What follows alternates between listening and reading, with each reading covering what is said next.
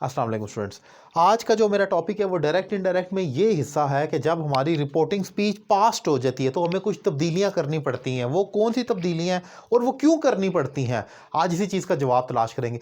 अच्छा, एक तो ये है कि अगर आप अभी मेरे सामने बैठे हों और मैं कहूँ कि मैं घर जा रहा हूँ, मैं आपको बोलता हूँ मैं घर जा रहा हूँ और आप मेरे सामने बैठे हो, उसके बाद मैं रूम से निकल कर चला जाता हूँ और एक second, with in a split second, बल्कि एक सेकंड से भी कम हिस्से में कोई और शख्स अंदर आ जाता है रूम में और वो आपसे पूछते, आप उसको बताते हैं तो आप कहेंगे अली ने कहा कि वो घर जा रहा था। है नहीं कह सकते, क्यों? क्योंकि जब मैंने ये लफ्ज़ बोला मैं जा रहा हूँ, ये उस वक्त उस सेकंड के लिए एक्टिव था या प्रेजेंट था जब मैंने अपनी ज़ुबान से अदा किया। प्रेजेंट कंटिन्यूस जैसे ही बोला जाता है वो पास्ट में चला जाता है एक सेकंड के अंदर। वो कंटिन्यूस सिर्फ उस टाइम तक है जितनी देर तक वो आपकी ज़ुबान से डिलीवर हो रहा है, लेकिन जैसे ही एक सेकंड भी गुजरता है, आपको मालूम है कि अभी जब आपने मेरा लेक्चर देखना शुरू किया, अगर इसमें 30 सेकंड हो चुके हैं तो इट मीन्स के पास्ट हो चुका है। हम हर वक्त हर ज़माने को माजी गुजार रहे हैं, वो कन्वर्ट हो रहा है माजी में। इसलिए कहते हैं वक्त की कदर करनी चाहिए कि हर वक्त वक्त बदल रहा है, ज़मीन घूम रही है और वक्त माजी में जा रहा है। जो बात मैं अभी बोलूँगा वो आप किसी और को बताएंगे तो वो माजी में जाएगी हमेशा। वहाँ पर हमें कुछ तब्दीलियाँ फिर करनी पड़ती हैं। अब वो क्या तब्दीलियाँ जब हमारी रिपोर्टिंग स्पीच पास्ट हो जाए, वो ज़रा मैं आपको समझा दूँ। पहले तो मैंने ये बताया ना कि क्यों करना है, क्यों का जवाब मैंने आपको दिया, क्योंकि जैसे ही मैंने बोला वो माजी हो गया, तो तब्दीली करनी है।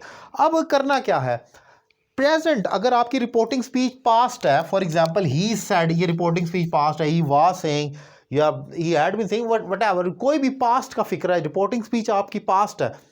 आगे जो फिक्रे आ रहे हैं इन्वर्टेड कोमास के अंदर, जो रिपोर्टेड स्पीच का हिस्सा, अब उसको तब्दील करना पड़ेगा हमें। क्यों? जैसे मैंने कहा ना कि जब क्योंकि ज़माना जो बदल गया है तो आपको तब्दील करना है।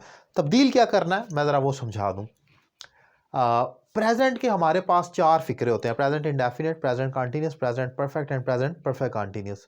प्रेजेंट इंडेफिनिट को प्रेजेंट सिंपल भी कहा जाता है, एक ही चीज़ है।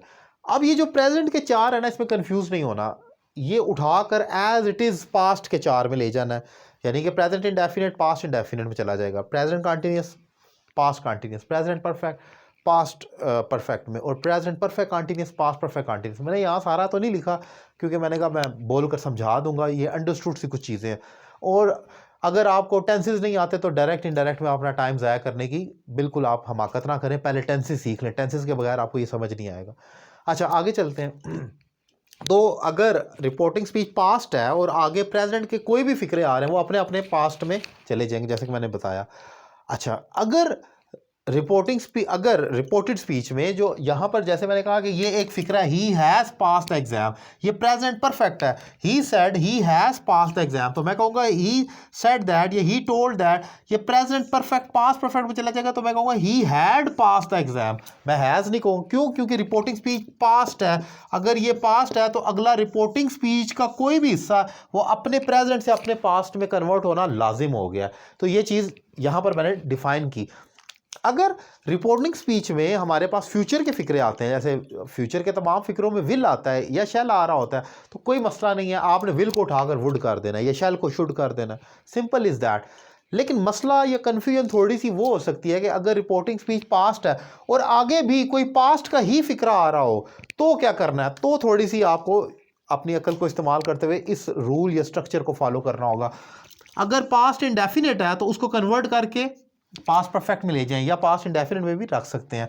अगर पास्ट कंटिन्यूस है, ये मैं इन हिस्सों को बयान कर रहा हूँ, अगर ये वाले हिस्से पास्ट इंडेफिनिट में है तो वो पास्ट परफेक्ट में चले जाएंगे। अगर पास्ट कंटिन्यूस है तो वो पास्ट परफेक्ट कंटिन्यूस में चला जाएगा। अगर पास्ट परफेक्ट है या पास्ट परफेक्ट कंटिन्यूस है, ये लास्ट वाले, इनको आप इग्नोर भी कर सकते हैं, ये एज इट इज़ हो ही रहेंगे, जो है वैसे ही रिपोर्ट होगा, इसमें कोई तब्दीली नहीं होगी। बाकी का तो जो जितना टेंस है, जो जितना हिस्सा है, वो उठकर अपने माजी में चला जाएगा। यानी कि अगर इज़ एम आ रहा है तो was were, has to have to है तो हैड टू में, अगर आपके पास यूज टू है वो ऑलरेडी पास्ट है, वो वहीं पर रहेगा। शैल है शुड में चला जाएगा, विल है वुड में चला जाएगा, मे है माइट में चला जाएगा, मस्ट ही रहेगा। यानी कि इन शॉर्ट कि whatsoever type of sentence you have got in your reported speech, it will simply convert into its past form। वो कोई भी फिर पास्ट उसका हो सकता है। जैसे मैंने कहा ना, प्रेजेंट इज एम आ रहा है तो वो उठा के वॉज वार में ले जाएं, सिंपल इज दैट।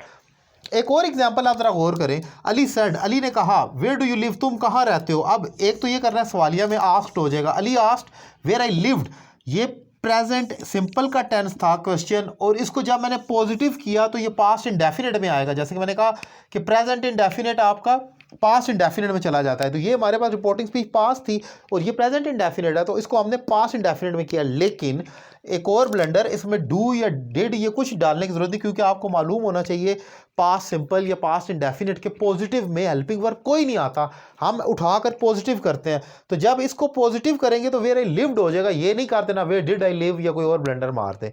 तो ये इंपॉर्टेंट पॉइंट है इसमें कि ये अक्सर लोग गलत करते हैं कि यार डज डाल देंगे या डिड।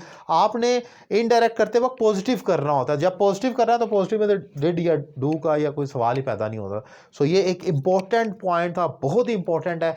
ये वो चीज़ें हैं जो हमेशा स्टूडेंट्स को कन्फ्यूज़ करती हैं, और हमसे भी जो क्वेश्चन ज़्यादातर पूछे जाते हैं कुछ को जवाब देता हूँ, बहुत सौ को इग्नोर करना पड़ता है। कितने बंदा रिप्लाई करते हैं इनबॉक्स में और जगह जगह। तो इसलिए ये लेक्चर बनाया, आप खुद भी देखें, बाकी लोगों से भी शेयर करें, आपके जो फैमिली मेम्बर्स हैं उनको भी शेयर करें। हो सकता है कि आपके शेयर करने से किसी की कन्फ्यूजन सॉर्ट आउट हो जाए, क्योंकि ये बहुत इंपॉर्टेंट टॉपिक है और कम्पिटेटिव एग्जाम से लेकर आपके स्कूल कॉलेज यूनिवर्सिटी लेवल तक डायरेक्ट इनडायरेक्ट तो कम से कम आपकी जान नहीं छोड़ता। अगर लेक्चर आपको पसंद आया और आप मुझसे 1-on-1 online English language course करना चाह रहे हैं, पाकिस्तान में है या पाकिस्तान से बाहर, तो आप मुझसे क्लास ले सकते हैं। और इसके अलावा आप मेरे दीगर वीडियो लेक्चर्स मेरे यूट्यूब चैनल सैयद अली रज़ा काज़मी पर देख सकते हैं, उसको सब्सक्राइब करें और उसकी प्लेलिस्ट में जाकर तरतीब के साथ लेक्चर देखें। Thank you very much.